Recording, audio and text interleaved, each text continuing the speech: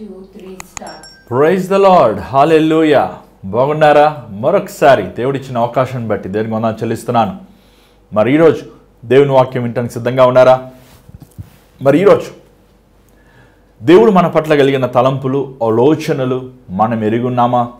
చూడండి, ప్రతిరోజు దేవుడికి మన పట్ల ఒక ఉద్దేశం ఉంటుంది.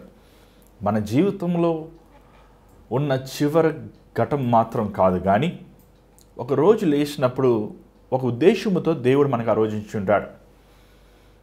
మనము ప్రతిరోజు కొన్నిసార్లు కొత్త వారిని మనం కలుస్తుంటాం, వారితో మనం మాట్లాడుతుంటాం. మీకు తెలుసా, అది కూడా దేవుడు సమస్తం సిద్ధపరిచి ఉన్నాడు. ఏమో, మనం ఒక స్థలానికి వెళ్ళినప్పుడు, ఒక వారిని చూసినప్పుడు, దేవుడు వారిని మనకు పరిచయం చేసినప్పుడు మేబీ దేవుడు వారితో తన గురించి బయలుపరచాలని, తన మాటలు వారికి చెప్పాలని అనుకున్నాడేమో, మనకు తెలియదు. ఏమైనప్పటికీ దేవుడిచ్చిన అవకాశాలు మనం ఉపయోగించుకోవాలి. నేను ఎప్పుడు ప్రయాణం చేసినప్పుడు కొన్నిసార్లు అడుగుతాం, ప్రభా నా పక్క చోటు ఖాళీగా ఉండాలని. చాలా వరకు నా పక్క చోటు ఖాళీగానే ఉంటుంది, కానీ కొన్నిసార్లు ఎవరో ఒకరు కూర్చుంటుంటారు. మీకు తెలుసు కదా, కొంచెం ఎత్తుగా కొంచెం లావుగా ఉంటాను, ఒక సీటే సరిగా సరిపోదు. కానీ పక్క వాళ్ళు వచ్చి కూర్చున్న వెంటనే వారు తలుగుతుంటారు. ఎంత అడ్జస్ట్ చేసుకున్నా వారు తలుగుతూ, అది కొంచెం మనకి కోపం వస్తుంటుంది కొన్నిసార్లు. కానీ దేవుడు అంటాడు, వారికి సువార్త ప్రకటించు అంటాడండి. అసలే ఏంటి కోపం వస్తుంటే సువార్త చెప్పమంటాం ఏంటి ప్రభువా? కానీ 100%లో 100 సార్లు దేవుడు చెప్పాడంటే నిజం చెప్పాలి కదా. కనీసం 90 సార్లు వాక్యం చెప్పానండి. నేను ఒక సూచన అడుగుతాను, ప్రభా వారే నాతో మాట్లాడాలి, వారు నాతో మాట్లాడితే నేను చెప్తాను ప్రభా అని. చాలాసార్లు ప్రభు అలాగా పరిస్థితిని కలుగజేసేవారు. కొంతమంది పక్కన కూర్చొని టైం ఏంటని అడిగేవారు, లేకపోతే వాటర్ ఉందని అడిగేవారు, లేకపోతే మీరు ఎక్కడికి వెళ్తారని అడిగేవారు. సో అది అవకాశం తీసుకొని ప్రభు ప్రేమ గురించి వారికి చెప్తాం. నా జీవితంలో అది ఆటో అవనివ్వండి, లేకపోతే ఒక ట్రైన్ అవనివ్వండి, లేకపోతే ఒక కొట్టుకి వెళ్ళనివ్వండి, లేకపోతే అది ఒక మామూలు ఒక షాపింగ్ అవనివ్వండి, ఏదైనా సరే దేవుడు చెప్పమంటే చెప్తామే.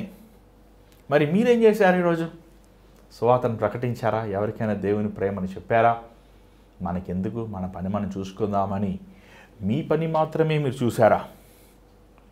మన ఒక సేవకుల్ని కలిసినప్పుడు ఆ సేవకుడు తన సాక్ష్యాన్ని చెప్పుకుంటూ, నా జీవితంలో నేను చచ్చిపోవాలనుకుంటున్నాను అనుకునే సమయంలో 20 సంవత్సరములుగా మా ఇంటి వారికి మాకు తగాతాలు, అంటే మా ఇంట్లో ఎదురువారికి మాకు గొడవలుగా ఉండేవి. కానీ ఆ ఇంటికి ఎదురుగా ఉన్నవారు, వారి కుమారుడు క్రైస్తవుడు. ఆ వ్యక్తి ఆ రోజు సాయంకాలం నేను చచ్చిపోవాలనుకున్నప్పుడు నాకు ఎప్పుడు 20 సంవత్సరములలో మాట్లాడలేని వ్యక్తి ఆ రోజు నాతో మాట్లాడి యేసుప్రభు గురించి చెప్పాడు. నేను ఎలాగే చనిపోవాలనుకున్నాను, అన్ని దేవతలను నేను ఆరాధించాను, కానీ ఆ రోజు ఆయన చెప్పాక, యేసుప్రభు నువ్వు దేవుడు అయితే, మా ఎదురింటి వాడు చెప్పాడు, నువ్వు దేవుడు అయితే నువ్వు నన్ను రక్షించు, నా సమస్యల నుంచి విడుదల దయచేయి.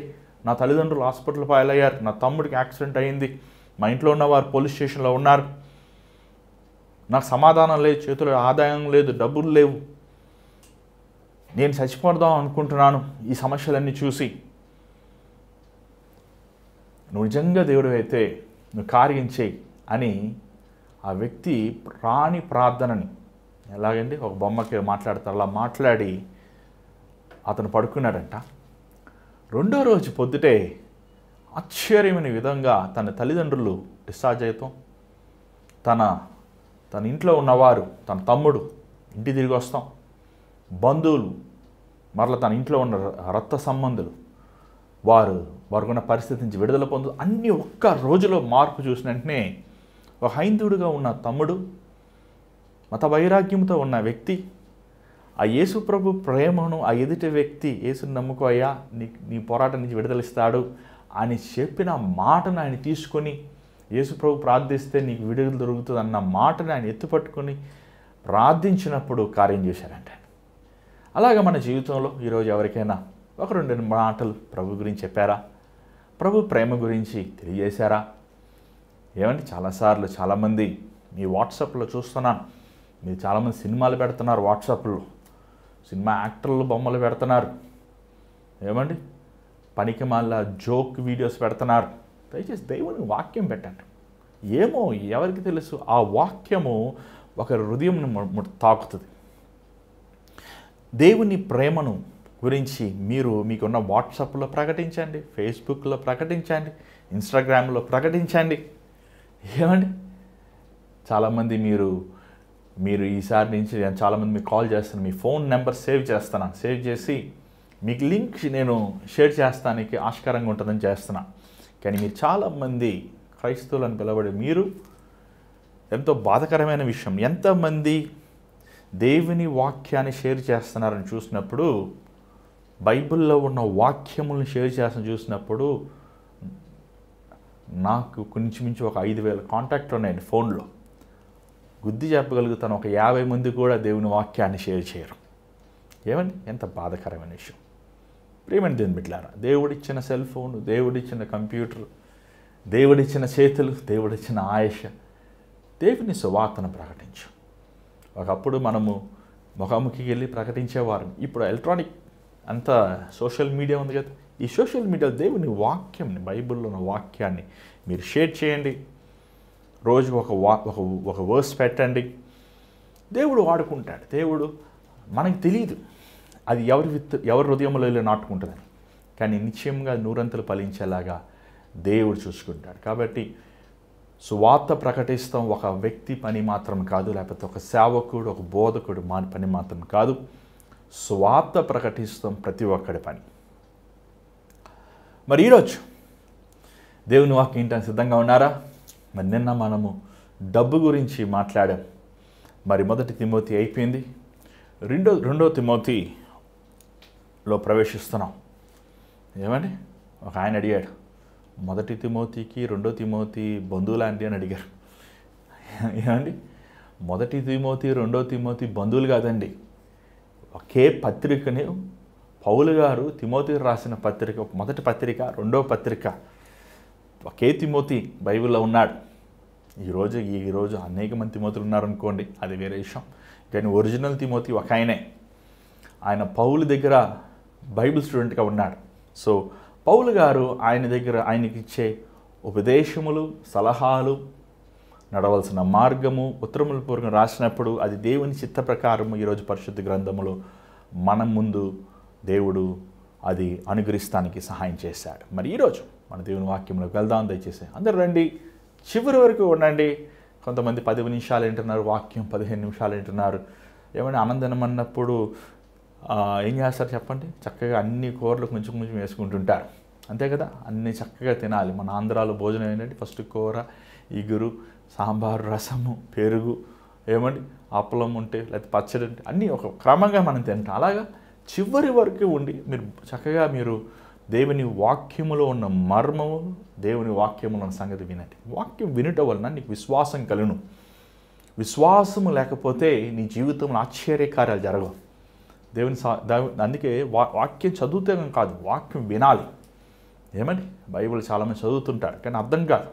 కానీ దేవుడు మాలాంటి సేవకులను ఈరోజు ఎంతోమందిని ఇచ్చి ఉన్నాడు. వాక్యం వినండి, వాక్యంని దాచిపెట్టుకోండి, వాక్యానుసారంగా మీ జీవితం సరిచేసుకొని సరిదిద్దుకొని క్రీస్తు పోలిన జీవించండి. మీ జీవితంలో ఎంతో ఉన్నతమైన స్థాయిలో ఉంటారు. మరి ఈరోజు దేవుని వాక్యానికి వెళ్దామా? చిన్న ప్రార్థన చేద్దాం. పరిశుద్ధమైన తండ్రి, దయగల ప్రభువా, మరొకసారి నీ పాసన్నిధిలోకి వస్తున్నామయ్యా. అయోగ్యులమైన అపవిత్రమైన నన్ను ప్రభువా కోరుకున్నాం, ఎన్నుకున్నాం, నీ విలువైన సేవలో నేను ఏర్పరచుకున్నాం తండ్రి. నీ ప్రజల ముందు ఈరోజు నన్ను నిలబెట్టి ఉన్నావు. నీ రక్తముతో నన్ను కడిగినాను, నీ సిలువ చోట నన్ను మరుగుపరిచి పొక్కిషములు విలువలకి అంటే విలువైన నీ మాటలు మాకు దయచేయి. మా హృదయాలకు కావాల్సిన మాటలు మాకు దయచేయి. మా హృదయ స్థితిని సరిచేయి. నీ సమయం నువ్వు హెచ్చించబడు, నువ్వు మహిమ పొందమని యేసునామములో అడుగుచున్నాం తండ్రి, ఆమేన్. ఆమేన్ చెప్పారా? లేకపోతే చెప్పండి, ఆమేన్ చెప్పండి. ఆమేన్ చెప్పాలని కూడా చెప్పాలా? మర్చిపోతున్నాం. ఈరోజు మనం ఆమేన్ చెప్తాం మర్చిపోతున్నాం, ప్రార్థన అంటే కళ్ళు మూసుకుంటాం మర్చిపోతున్నాం. ఏమండి ఈరోజు అంతా మంచం మీద పడుకుని ప్రార్థిస్తున్నారు, మంచం మీద కూర్చొని బైబిల్ చదువుతున్నారు. అందుకే నీ జీవితంలో దేవుని దీవెనలు అనుభవిస్తలేదు. దేవుని వాక్యం సెలవిస్తుంది, నన్ను గణపరిచేవారిని గణపరుస్తా, నన్ను విసర్జించేవారిని విసర్జిస్తా. దేవుని గణపరుద్దాం. మరి ఈరోజు 2 తిమోతి మొదటి అధ్యాయం దయచేసి మొదటి 2 వచనం చదువుదామండి.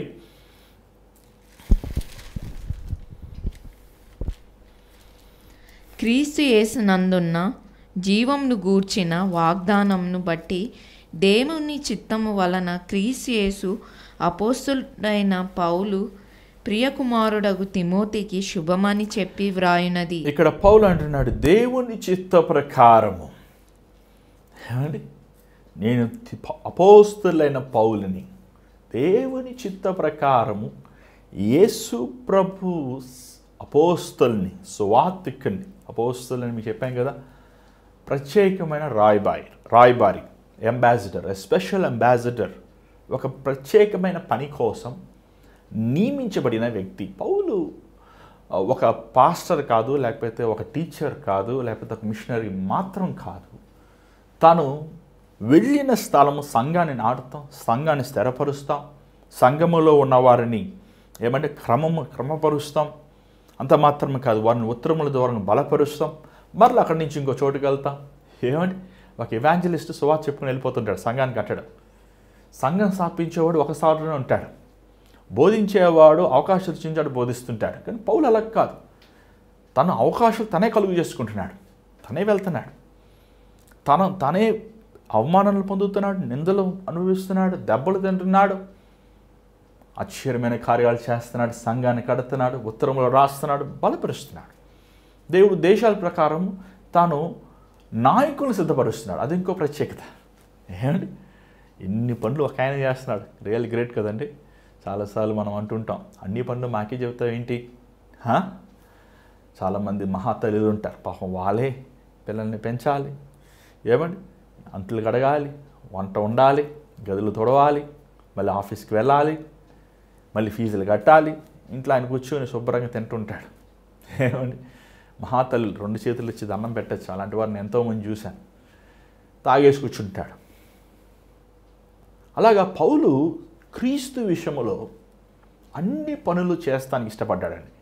కొన్నిసార్లు దేవుడు నాకు చెప్తుంటాడు, ఏమండి సంఘాన్ని పెట్టవు అని చెప్పలేదు అనుకోండి, లేకపోతే పెట్టాలని ఆలోచించినప్పుడు అంటాం, ప్రభా ఎన్ని పనులు చేయమంటావు, సంఘం పెట్టమంటావా, సువార్త ప్రచారం చేయమంటావా, టీవీ లైవ్ ప్రోగ్రామ్ ఇవ్వమంటావా, మళ్ళీ కాకుండా మళ్ళీ ఫోనుల్లో ప్రార్థన చేయి, ఎన్ని పనులు చేయమంటావు ప్రభా, ఏదైనా ఒకటి చెప్పాయి అన్నీ చెప్తే నేను ఎంత చేస్తాను. నాకు కొన్నిసార్లు చాలా ప్రభు మీద అప్పుడప్పుడు కొంచెం ఆయాసం వస్తుంది. కానీ పౌలు గారిని చదివిన వెంటనే మనమంతా ఏమండి పౌలు గారు ఒక రోల్ మోడల్ అండి.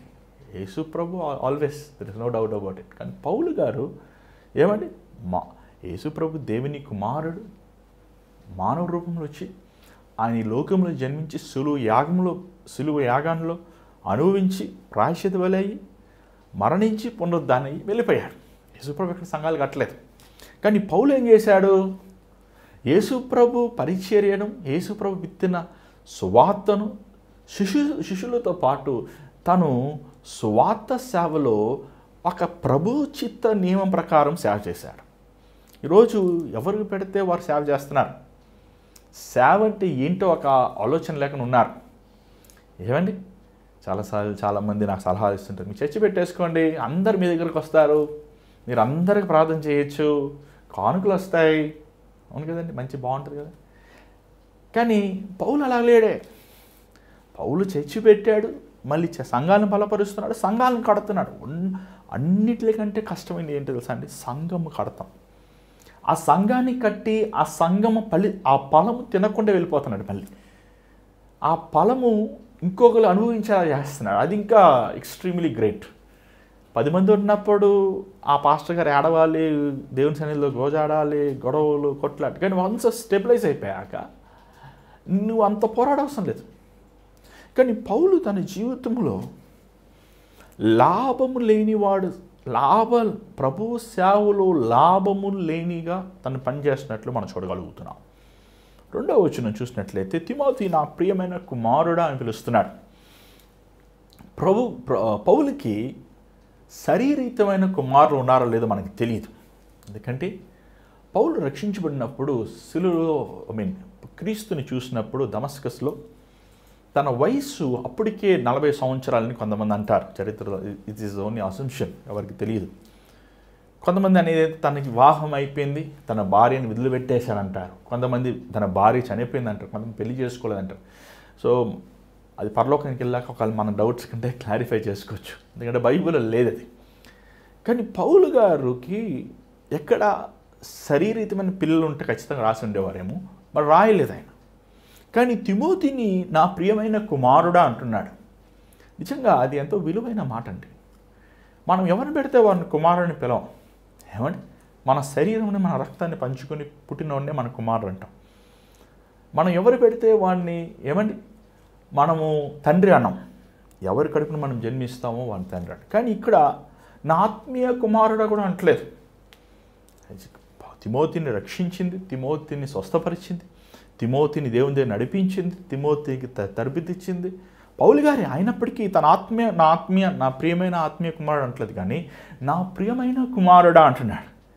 తండ్రి ఎలాగా యేసుప్రభుని పిలుస్తున్నాడు, నా కుమారుడి మాట వినండి, నా కుమారుడు, నా ప్రియమైన కుమారుడి పట్ల నేను ఆనందిస్తున్నాను అన్నట్లు తన ప్రేమని తండ్రి తన ప్రభు యేసు మీద చూపిస్తున్నాడు. అలాగనే తిమోతికి పౌలు తన ప్రేమను చూపిస్తున్నాడు. పౌలుకి తిమోతికి ఇంచుమించు 40 సంవత్సరాల వ్యత్యాసం ఉంది. అది కన్ఫామ్. ఎందుకంటే అది మనము థియోలాజియన్స్, హిస్టారియన్స్ దాన్ని డిఫైన్ చేశారు. ఎందుకంటే వాళ్ళు రాసిన ఉత్తరములు, వారు మరణించిన సమాధులు అవన్నీ ఉంటాయి కదా. సో 40 సంవత్సరాల వ్యత్యాసం ఉంది. పౌలుకి అప్పుడే 70 సంవత్సరాలు, తిమోతికి 30 సంవత్సరాలు. చిన్న కుర్రాడు కాదు. 30 సంవత్సరాలు అయినప్పుడు ఏదో మెసేజ్ చిన్న కుర్రాడు అన్నాను, కానీ చిన్న కుర్రాడు కాదు, తను 30 సంవత్సరాలు యవనస్తుడు. కానీ తిమోతిని ఒక స్పెషల్ టాస్క్ పెట్టాడు పౌలు. ఎఫీసీకి వెళ్ళి ఎఫీసీలో సంఘాన్ని కట్టాలి, సంఘములు నియమించాలి. దానికోసం పౌలు దగ్గర కొంతకాలం తరబిదిచ్చాడు, తన ఆత్మతో అభిషేకించాడు, తనని అన్ని విధాలుగా ఎక్విప్ చేశాడు. కానీ తిమోతి పౌలుకున్నంత ధైర్యం లేదు. పౌలు ఏదైనా సమస్య వస్తే ఎదురుస్తాడు. ఏంటా వాదిస్తాడు. వాళ్ళు కొడతానన్నా కూడా వాదిస్తాడు, చంపుతానన్నా కూడా వాదిస్తాడు. ఆ ప్రాణం పోయినా సరే యేసుప్రభువే దేవుడు, సమస్య లేదు. కానీ తన కింద ఉన్న తన కుమారుడు అనబడుతున్న తిమోతికి ఆ మనసు లేదు. తిమోతి ఒక పిరికివాడు. ఏమంటే ఈరోజు మనం చాలామంది పిరికోలు ఉన్నాం. మొదటిసారి నేను వాక్యం చెప్పినప్పుడు, స్టేజ్ మీద ఎక్కినప్పుడు వాక్యం కూడా చెప్పలేదు, గ్రీటింగ్స్ చెప్పినట్టు గుర్తు నాకు. నా 2 కాళ్ళు షేక్ అయిపోయినాయి, కళ్ళు కనబడతలేదు, ఎవరు మైకు వణుకుతూ ఉంది, వాయిస్ వణికిపోతుంది. ఏంటి తిమోతి అలాంటి వాడు, పిరికోడు. కొంతమంది చూడండి పక్కోడితో మాట్లాడుతూ కూడా భయపడుతుంటారు, అంటారు ఆగిపోతారు, అంటారు ఆగిపోతారు. ఈ పిరికోల్ని ఈ ధైర్యశాలలో ఏం చేస్తారంటే ఆట పట్టిస్తారు. వీడు ఎంత మంచోడు రా, మనం ఎంత ఏడిపించినా వీడేమన్నాడు, వీడిని ఎంత ర్యాగింగ్ చేసినా వీడేమన్నాడు. అలాంటి వాడు తిమోతి. లోక విధమైన ఒక మంచి ఓరియేటర్ కాదు, లేకపోతే ఒక మంచి మాట్లాడే వ్యక్తి కాదు. పౌలు చక్కగా మాట్లాడతాడు. అసలు పౌలు ఎత్తుకుని అంటే స్టేజ్ ఎత్తాడంటే ఎవడైనా సరే కూర్చొని వినాల్సిందే. అంత వెకాబులరీ, అంత ఏమంటే స్టఫ్ ఉన్న వ్యక్తి, గంభీరం ఉన్న వ్యక్తి. కానీ తిమోతి అలాంటి వాడు కాదు. తిమోతి ఎవరైనా ఏమంటే సరేనండి అంటే వెంటనే లొంగిపోతాడు పాప ఆయన. ఏదైనా వాళ్ళు ఏమన్నా అనుకుంటారేమో, బాధపడతారేమో, లేకపోతే వాళ్ళు ఏమో కొడతారేమో, వాళ్ళు ఏం తిడతారేమో, వెంటనే తను రెసిపోకల్ తన స్పిరిట్ ఎలా ఉంటుందంటే వెంటనే ఎందుకు వచ్చింది గొడవలే, సరేలే అని వెళ్ళిపోతుంటాడు. పౌలు అలా కాదు, ఎదిరించేస్తాడు, వెంటనే ఎదిరిస్తాడు. వీరిద్దరికి ఎలాగా జోడు జరిగిందో తెలియదు, కానీ ఎలాగ తండ్రి లాంటి కొడుకు లేడే, నా కొడుకు అంటున్నాడు, కానీ తండ్రి లాంటి మనసు లేనివాడుగా తిమోతి ఉంటాం మనం చూడగలం. కానీ పౌలు ఏంటంటే యేసుప్రభు నమ్ముకున్నాక, యేసుప్రభు ద్వారంగా తను ప్రభు రూపంలో రూపించబడుతున్నప్పుడు తనలో సహనము, ఓర్పు యేసులో ఉన్న ఆ బలహీనమైన యేసు ప్రభు చూడండి, ఆ బలహీనమైన వారిని, పాపుల్ని ప్రేమించాడు ఆయన. పాపాన్ని ప్రేమించలేదు కానీ పాపుల్ని ప్రేమించాడు, బలహీనమైన వాడిని ప్రేమించాడు, మరణానికి నియమించే వాడిని ప్రేమించాడు. ప్రభు ఆ మనసు, జాలి కలిగిన హృదయము తనకి పౌలుకి సేవలో అనేక మంది ఉన్నారు. తీతు ఉన్నారు, తీతుని ఎప్పుడు అనలేదు నా కుమారుడని, ఏమని ఇంకా కొంతమంది చాలామంది ఉన్నారు. కానీ తిమోతిని అన్నాడు, ఎందుకంటే తిమోతికి ఎక్కువ ఈ నీడ్స్ లాట్ ఆఫ్ లవ్, ఎక్కువ అటెన్షన్ కావాలి, ఎక్కువ ప్రేమ కావాలి.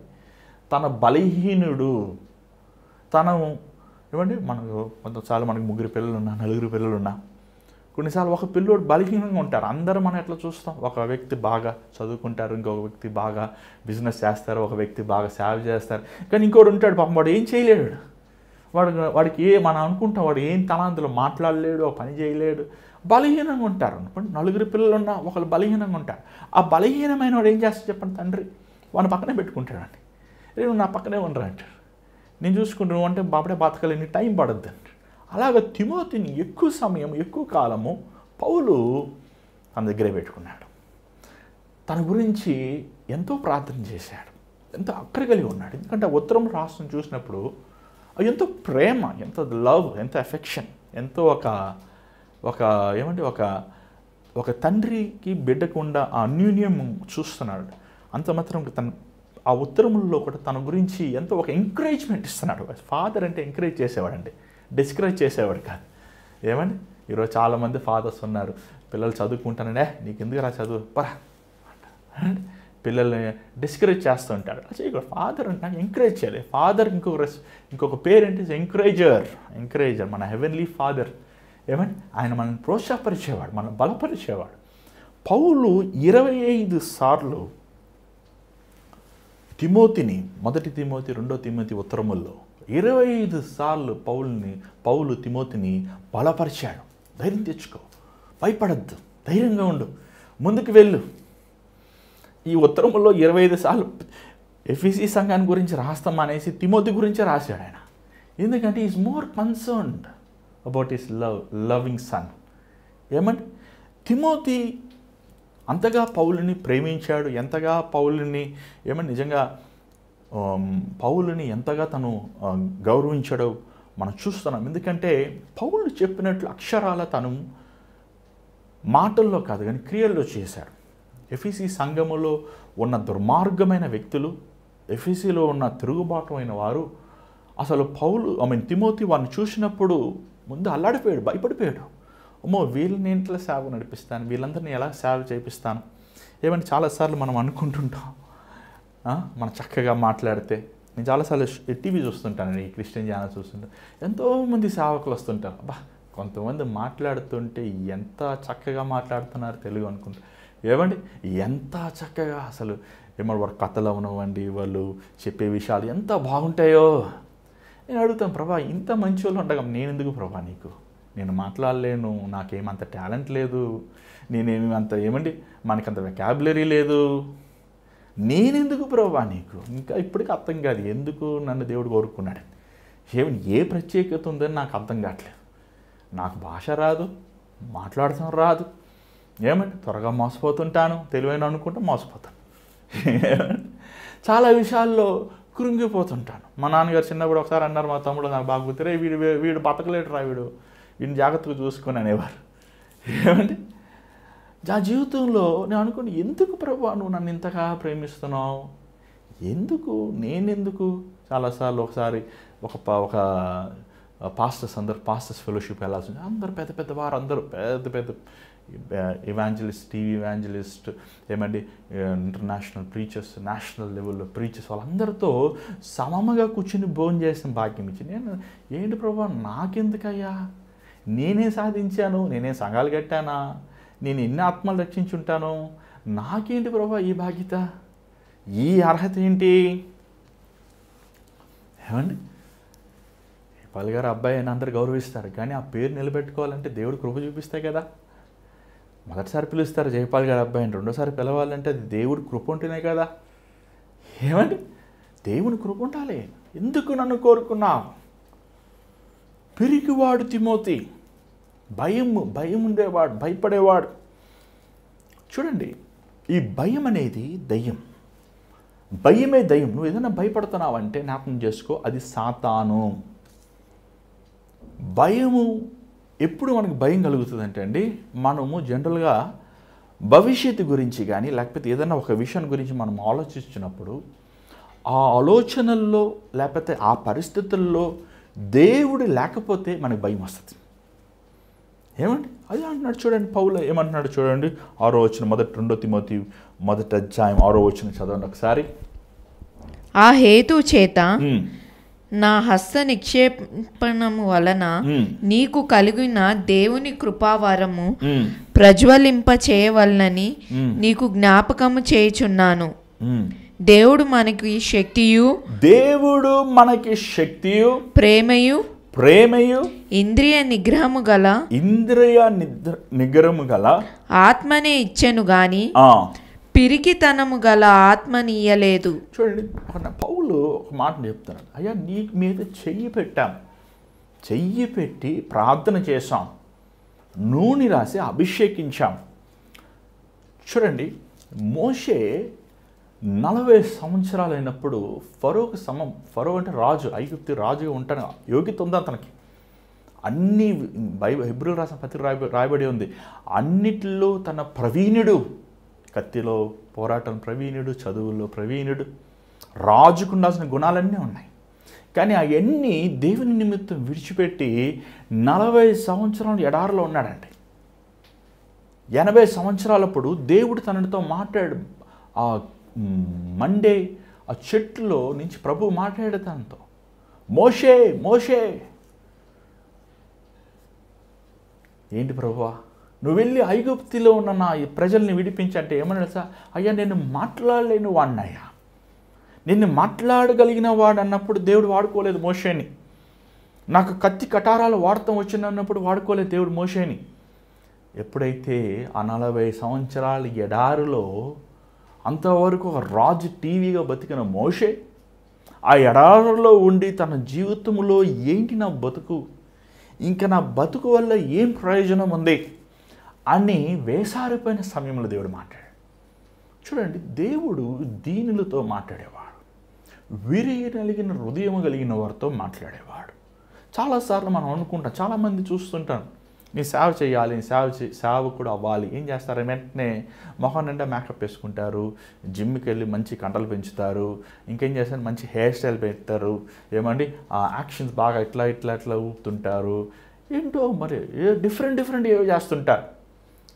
కానీ అవన్నీ కొంతకాలమే ఉంటాయి, కొంతకాలమే అలాంటి సేవకులు ఉంటారు, కొంతకాలమే అలాంటి పరిచయాలు ఉంటాయి. విరిగిన హృదయం కలిగిన వాడు చేసే సేవ నిరంతరం ఉంటుంది. ఈరోజుకి కూడా మనం మోషే గురించి ధ్యానిస్తున్నాం. ఎందుకు? తనలో ఏంటి ప్రత్యేకత? తనేమన్నా మహారాజా, తనేమన్నా మహాచక్రవర్త, యుద్ధమును చేసి ఇశ్రాయేల్ ప్రజల్ని విడిపించాడా? లేదు. దేవుని ఆశ్చర్యమైన కార్యాలు చేసినవాడు. నేను మాట్లాడలేని వాడయ్యా, నాకు మాట రాదు. తిమోతి అలాంటి వాడే, మాట్లాడలేని వాడు, పిరికివాడు, చేత కాదు, ఏదైనా పని చెప్తే ఎస్కేప్ అయిపోతాడు. ఇలాగే ఏమండి పౌలు గారికి ఏదో పని లేదు, ఎఫ్ఈసి సంఘంలో కట్టమంటున్నారు, ఎవడన్నా మాట అంటున్నాడు. ఏమండి నేను చెప్పే మాటలు సంఘ నాయకులకు అర్థమవుతాయి. ఏమండి ఒక సంఘంలో కుక్క తోక వంకరనట్టు సంఘంలో ఉన్న చాలామంది తోకలు అలా ఉంటాయండి. నాయకులైన వారికి తెలుసు నేను చెప్పే మాటలు. ఒకటి చూసి రారా అంటే కాల్చి వచ్చేటాయి. ఓబో ఎన్ని గొడవలు ఉంటాయో. నమ్మకస్తులు లేరు, నమ్మకమైన వారు లేరండి ఈరోజు. అయ్యో దేవుని సేవకుడు ఒక మాట చెప్పాడే, దేవుని పక్షాన ఒక మాట చెప్పాడే, మనం ఆ మాట 100% అక్షరాలు చేయాలి అనే ఆశ లేదు, వాంఛ లేదు. కొంచెం పెత్తనం వేస్తే చాలు వాళ్ళే ఏమండి డబ్బా కొట్టుకుంటుంటారు. చూడండి, ఒక సేవకుడు నలగొట్టబడాలి, ఫస్ట్ విరగొట్టబడాలి. ఒక సేవకుడు లోకానికి బానిసై ఉంటే, డబ్బుకి, ఆహారానికి, స్త్రీకి, లోకాశలకు వాడు ఎందుకు పనికిరాడండి అసలు? అట్ర వేస్ట్. వెళ్ళిపో, దయచేసి లోకానికి వెళ్ళిపో.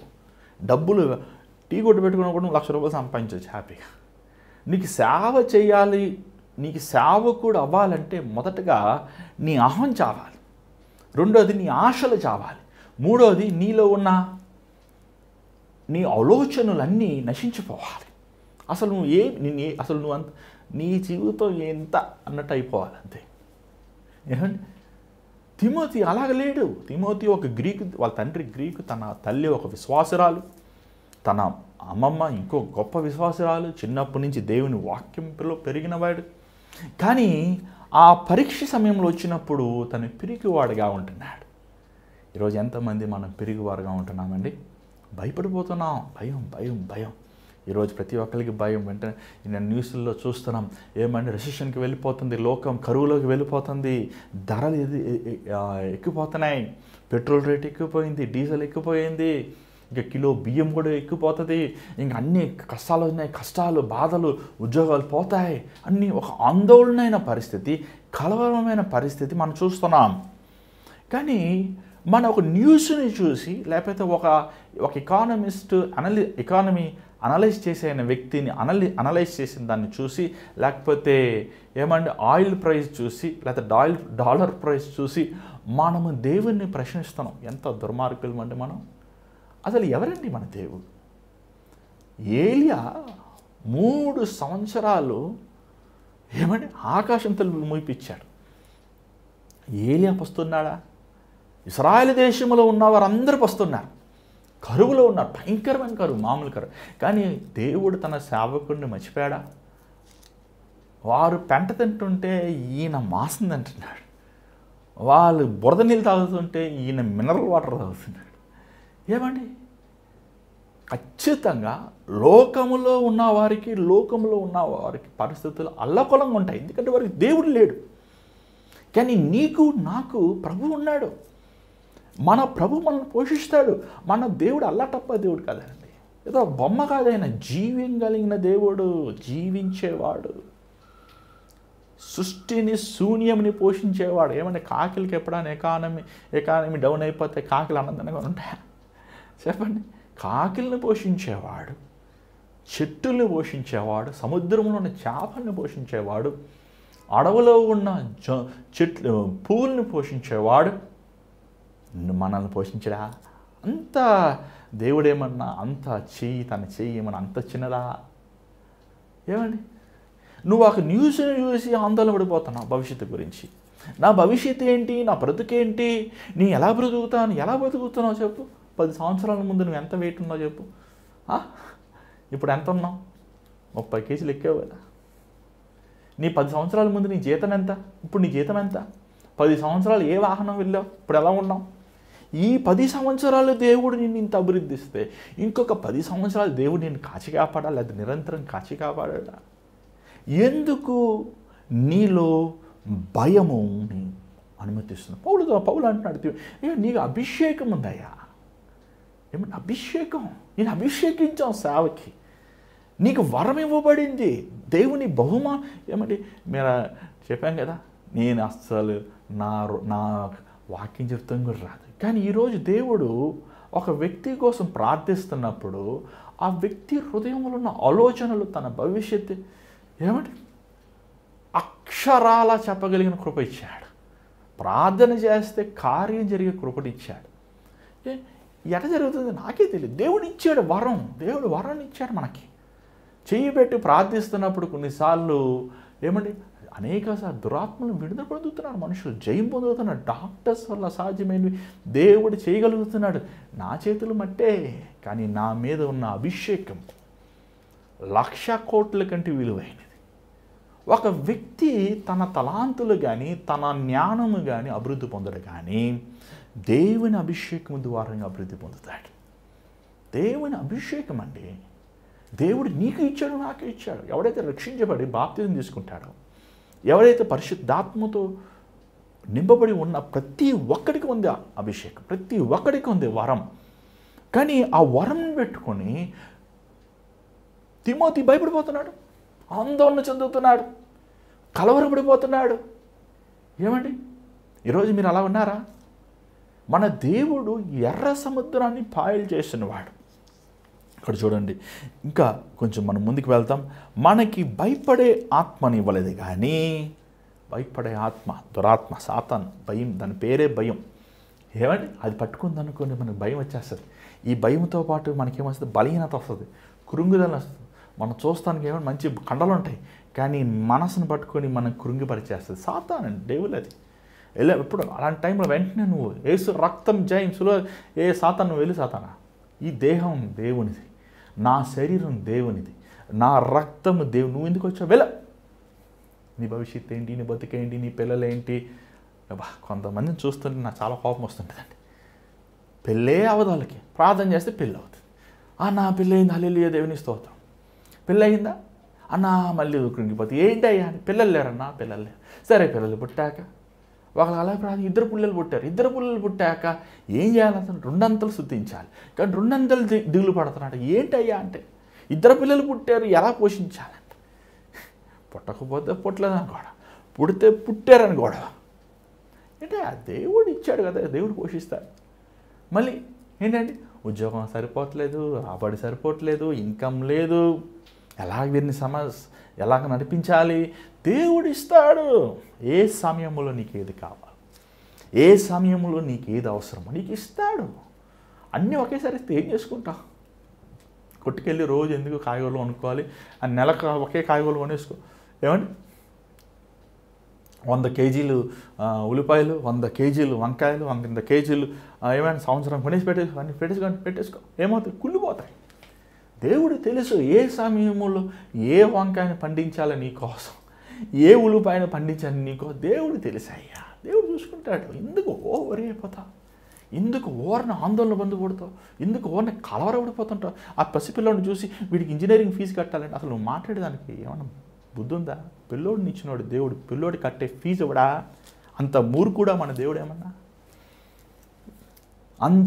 అంత ఏమన్నా హీనుడా? దేవుడికి తెలియదా? ఏమండి, ఎద్దు గురించి ఆలోచిస్తున్నాడు. అరే ఎద్దుకి గడ్డి పెట్టరా, అది పని చేసిందిగా. ఎవడో ఎద్దు గురించి అన్నం తినేది అడుగుతా, ఎద్దు అన్నం తిన్నాను అడుగుతామండి. ఆ ఎద్దు గురించి ఆలోచిస్తున్నాడు అంత పెద్ద దేవుడు. అంటే ఎద్దు ఆ పని చేయించాక అన్నం పెట్టరా అంటున్నాడు ద్వితీయోపదేశకాండంలో. ఎద్దు గురించి ఆలోచించే దేవుడు తన కుమార్తెలైన మన గురించి ఆలోచించడా? నువ్వు తిన్నావా లేదా ఆయన తెలీదా? ఆయన అనుకోడా? ఎందుకు వారిని భయపడుతున్నావు? ఎందుకు దేవుడికి తెలీదా నీ అవసరతలు ఏంటని? అనేక సార్లు మనం దేవునికి విరోధంగా ఉండి దేవుడు మనం ఆశీర్వదించలేదు అంటాం. దేవునికి విరోధంగా ఉండి దేవునికి విరోధంగా మనం ఆలోచించి నా జీవితం మనం నష్టపోయి. చూడండి ప్రేమ దేని బిడ్డలారా,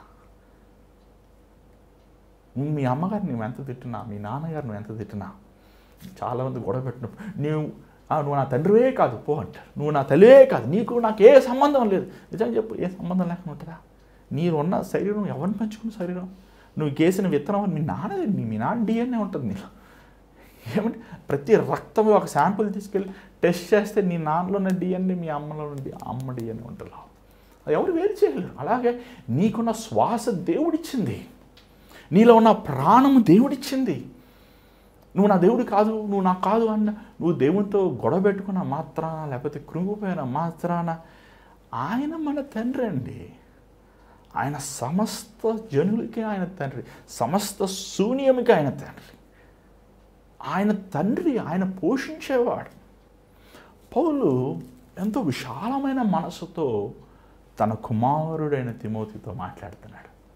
మనకేమిచ్చాడు దేవుడు చెప్పండి? ఏమిచ్చాడు? శక్తినిచ్చాడు. చూడండి, దేవుడు మనకు శక్తినిచ్చాడు. దేని మీద శక్తినిచ్చాడు చూడండి. చాలామంది తెలుస్తలేదు, ఇదేదో సావుకులు మాత్రమే అనుకుంటున్నారు. ఈ శక్తి అందరికీ ఇచ్చాడు. మార్కు సువార్త, మీ బైబిల్ తెప్పండి. మార్కు సువార్త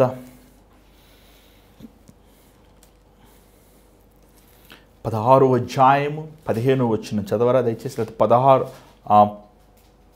లేకపోతే 17 నుంచి చదవండి. 16వ అధ్యాయం 17వ వచనం చదవండి దయచేసి.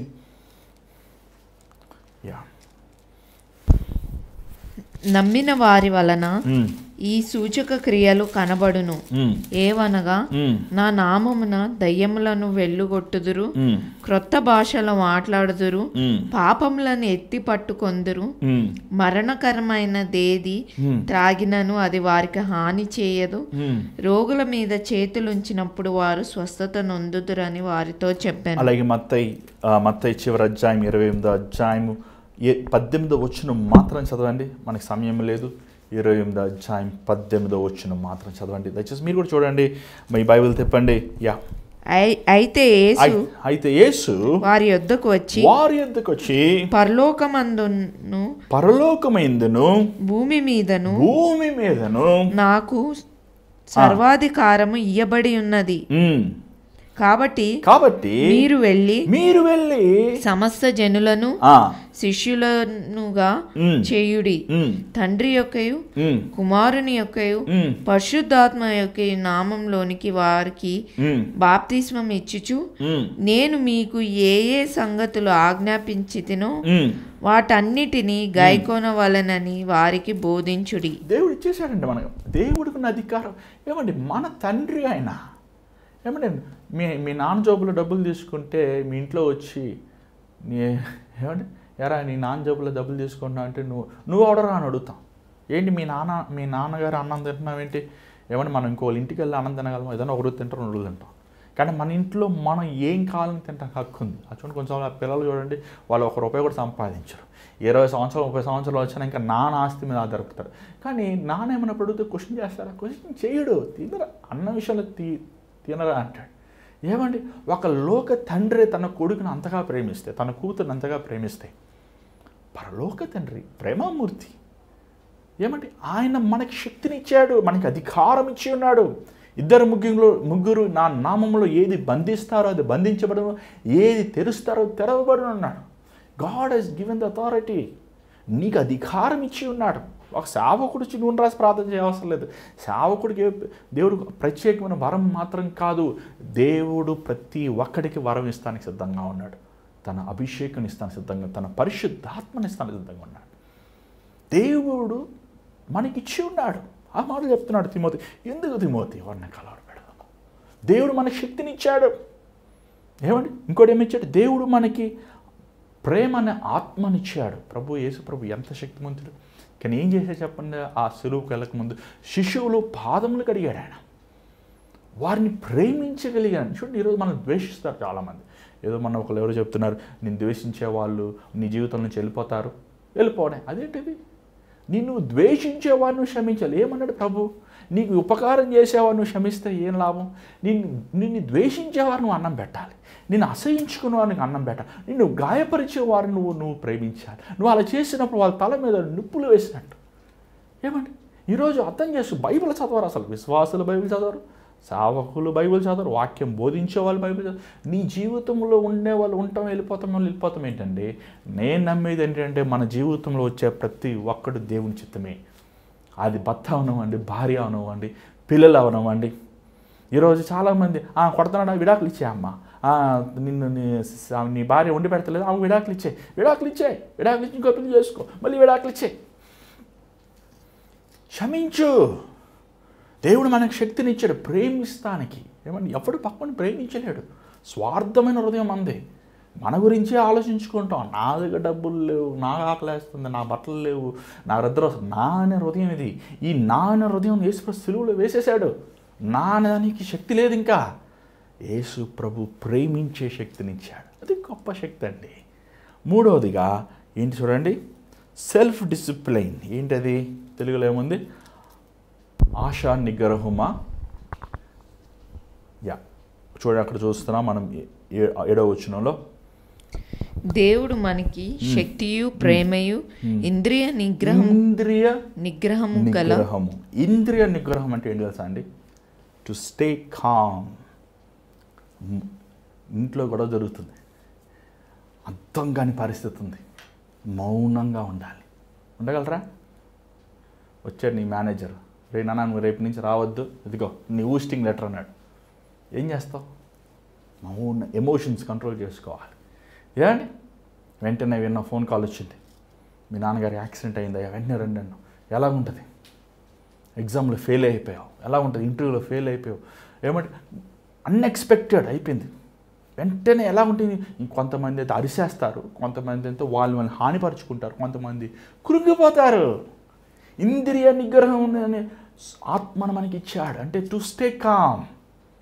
ఆ రోజు ఇశ్రాయేల్ ప్రజలండి ఆ ఎర్ర సముద్రం ముందు, వాళ్ళ ముందు ఉంది ఎర్ర సముద్రం, ఐగుప్తులు వెనకాల ఉన్నారు. వారు ఏం చేశారు తెలుసా, అసలు దేవుణ్ణి అనకుండా మాట్లాడినారండి వాళ్ళు. ఏ మోసే ఎందుకు తీసుకొచ్చాము వాళ్ళ దగ్గరికి, మా ఐగుప్తుల సమాధులు లేవా, మా ఐగుప్తుల చికెన్ బిర్యానీ లేవా, మా ఐగుప్తులో స్టార్ హోటల్ లేవా, ఏంది ఇక్కడ తీసుకొచ్చా మమ్మల్ని, ఇక్కడ చచ్చిపోవాలనా? ఎంత హీనంగా చేస్తా మాట్లాడారు. అసలు దేవుడు చంపుతానంగా అండి 10 సూచకార్యాలు చేసి దొన్నపోతుల్లాగా వాళ్ళని మేపి, వెనకాల మంట దేవుని అగ్ని ఉంది, అసలు వాళ్ళ ముట్టలో ఒక దేవుని అగ్ని ఉంది, అయినా సరే వారు సనిగారు. అయినా సరే వారు అసలు ఏం చేయాలి? ఆశా నిగ్రహం ఉన్న వ్యక్తి ఏం చేస్తాడు తెలుసా, మౌనంగా ఉంటాడు. కొన్నిసార్లు మన జీవితంలో ఏం అర్థం కావాలి, మనకి ఏం అర్థం కావు, నాకే అర్థం కావట్లేదు, మీకే అర్థం కావు, చాలామంది మనకు అర్థం కావు. ఎంత వరం ఉన్నా, ఎంత దేవుడు బయలుపరచాలని కొన్ని విషయాలు కొన్ని మన అర్థం కావు. మనకి అర్థం కానప్పుడు ఏం చేయాలి తెలుసా, మౌనంగా ఉండు, స్టే కామ్. మౌనంగా అంటే నోట్లో తిట్టుకోవాల్సిన లేదు, దేవుని వాగ్దానాల మీద ఆధారపడు. పిలిచినవాడు నమ్మదగిన దేవుడు, అయిపోయింది నా జీవితం ఇంతటితో ఫినిష్ అని సాతాను గారు సృష్టిస్తాడు. దేవుడు సృష్టించాడు, ఎందుకు నిన్ను అయిపోయింది ఇంత దూరం తీసుకొచ్చి చంపుతాను కదా, దేవుడు తీసుకొస్తాను నిన్ను. అసలు దేవుడేమో ఎన్నడూ మానవుడు చరిత్రలో చేయలేని ఆశ్చర్యమైన కార్యాలు ఇశ్రాయేలు ప్రజల ముందు చేయాలని ఆశిస్తే వీరు స్తుతిస్తాం మానేసి దేవుణ్ణి ఆరాధిస్తాం, కొనియాడతాం అని. చూశారు కదా 10 ఆశ్చర్యమైన కార్యాలు. అయినప్పటికీ వాళ్ళలో అవిశ్వాసం. చూడు, చాలాసార్లు మన జీవితంలో అయిపోయింది అనుకుంటామండి. ఉద్యోగం పోయిన వెంటనే అయిపోయింది. ఎందుకు అయిపోయిందయ్యా? దేవుడికి తెలియదా నీకు ఉద్యోగం పోతుందని? నీకు తెలియదేమో, దేవుడికి ముందే తెలుసు. అందుకే ఇది పోతే నీకు బెటర్ జాబ్ రావాలని, లేకపోతే చచ్చేవరకు ఇక్కడే ఉంటావు ఆ 10,000కి. ఏమండి, దేవుడికి తెలుసు నిన్ను ఫెయిల్ చేసినా నీకు మెరుగైనది ఉంటుందని. నీకు తెలియదు, నాకు తెలియదు, మనకు తెలియదు. ఆయనంత జ్ఞానం ఎవరికి ఉందండి బాబు? ఆయనంత తెలివి ఎవరికి ఉంది? ప్రభు ఏమండి, ఆయనకున్న ఆలోచనలు ఎవరు ఆలోచించగలరు? ఆయన ఎవరు అర్థం చేసుకోగలరు? ఆయన ఏదన్నా తన మనసులో ఉన్న ఆలోచనలు బయలుపరిస్తే తప్ప మనకు అర్థం కావు, అర్థం చేసుకోలేము, అసలు అర్థం చేసుకోలేము. ఎల్కేజీ చదువుకునే పిల్లోడికి పిహెచ్డి పుస్తకాలు ఇస్తే అర్థమవుతాయా? అర్థం కావు. కొన్నిసార్లు అర్థం కాకపోయినా మనం ఏం చేయాలంటే దేవుని యందు మన విశ్వాసంతో అనుకోవాలి. పౌలు అదే అంటున్నాడు, అనుకో, కంగారు పడద్దు. తిమోతి, వచ్చేస్తాను పౌలు గారు మీతో వచ్చేస్తాను, తిట్టేస్తున్నారు నన్ను కళ్ళు అంటున్నారు. స్త్రీలు వాక్యం చెప్పొద్దంటే వాళ్ళందరూ చీపురు గడ్డలు పట్టుకున్నారు. ఇలాగంటే యవనస్తులు అంటే ఇలా ఉన్నారు, కొట్టేస్తారు. పాప ఉత్తరం రాసి ఉంటాడేమో, మనకు తెలియదు. ఆయన బాధలన్నీ, ఇక్కడ నాకు అమ్మ లేదు, నాన్న లేదు, నాకు ఎవరు లేరు, ఇక్కడ అందరూ నన్ను హీనంగా చూస్తున్నారు. నేను వచ్చేస్తాను పౌలు గారు, నేను వచ్చేస్తాను, మీతోనే ఉంటాను, ప్లీజ్. పౌలు గారు తిరిగి రాశాడు, మౌనంగా ఉండు, కామ్ కూల్ డౌన్. దేవుడికి తెలుసు, దేవుడు పంపించమంటే పంపించా. నేను లేను కానీ నీతో దేవుడు ఉన్నాడయ్యా. తిమోతి ఎఫీసీయులు నిరంతరం లేడండి, కొంతకాలమే ఉన్నాడు. కొంతకాలం ఉండి సెటప్ చేశాడు. ఏమంటే సంఘ పెద్దలని, నాయకుల్ని, బోధకుల్ని అంత ఆయన ఆర్గనైజ్ చేశాడు అంతే. పౌలు గారు కూడా తిమోతిని అక్కడే ఉంటే ఇష్టపడతలేదు, వచ్చేసాను, నువ్వు నాతోనే ఉండాలి తిమోతిని. కానీ ఈ కొంతకాలం ఎడబాటులో తనకి పోరాటం అయిపోతుంది, తన వేదన, తన భయపడిపోతున్నాడు. చూడండి, మన జీవితంలో కూడా అంతే. మౌనంగా ఉండు. కొన్నిసార్లు నువ్వు అనుకున్నట్టు జరగకపోతుంది, మౌనంగా ఉండు. నువ్వు అనుకున్నాడు అన్నీ నశించిపోదు, నమ్మిన వారు నేను మోసం చేస్తారు. మౌనంగా ఉండు, దేవుని మీద విశ్వాసం ఉంచు. మౌనంగా ఉండు. Don't give any reaction. Control చేసుకో, నీ ఎమోషన్స్ కంట్రోల్ చేసుకో, నీ ఉద్రేకములను కంట్రోల్ చేసుకో, నీ భావములు, నీ మాటలు, నీ ఆలోచనలు కంట్రోల్ చేయి. ఏమండి, బైబిల్లో మాట ఉంది, ఏమండి, ఎవడు పట్టణాన్ని స్వాధీనం పెంచుకోవాలంటే ముందు వాడు హృదయాన్ని స్వాధీనం పెంచుకోవాలంట. ఏమండి నువ్వు ఒక పట్టణాన్ని కాన్క్వైర్ చేయాలంటే ఫస్ట్ నీ మనస్సులో ఉన్న ఆలోచనను నువ్వు కాన్క్వైర్ చేయాలి. దేవుడు చిత్తం లేకుండా నీ హృదయంలో సాతాను విత్తే ఆలోచనలకు నువ్వు పోషిస్తున్నావంటే అది నీ నరకానికి తీసుకువెళ్తాడు. దేవుడు ఎప్పుడు నెగిటివ్ ఎనర్జీ, దేవుడు ఎప్పుడు పాజిటివ్ ఎనర్జీయే. దేవుడి తలంపులు ఎప్పుడు ఉన్నతమైనవే. ఏమన్నాడు ఆ ఇర్మియా? ప్రభా అందరు నన్ను కొడుతున్నారు, ఎందుకు ప్రభా ఈ శాప, ఎందుకు ప్రభా ఈ బాధ? అసలు దేవుడు ఇర్మియా చావు అనుమతించాడు. ఊర్లో అందరు సేవకులు చచ్చిపోయారు, యాజకులు చచ్చిపోయారు, పరిచారకులు చచ్చిపోయారు, చెరలోకి అందరూ తీసుకెళ్ళిపోయాడు. ఈవెన్ ఏస్కేల్ కూడా చెరలోకి వెళ్ళిపోయాడు. కానీ ఇర్మియా రాజేమో, అయ్యా నువ్వు ఎక్కడన్నా ఉండయా, నువ్వు గొప్ప ప్రవర్తన తెలుసు, 2 చేతులు దండం పెట్టాడు, అయ్యా నువ్వు ఉండయా సమాధానం అన్నాడు.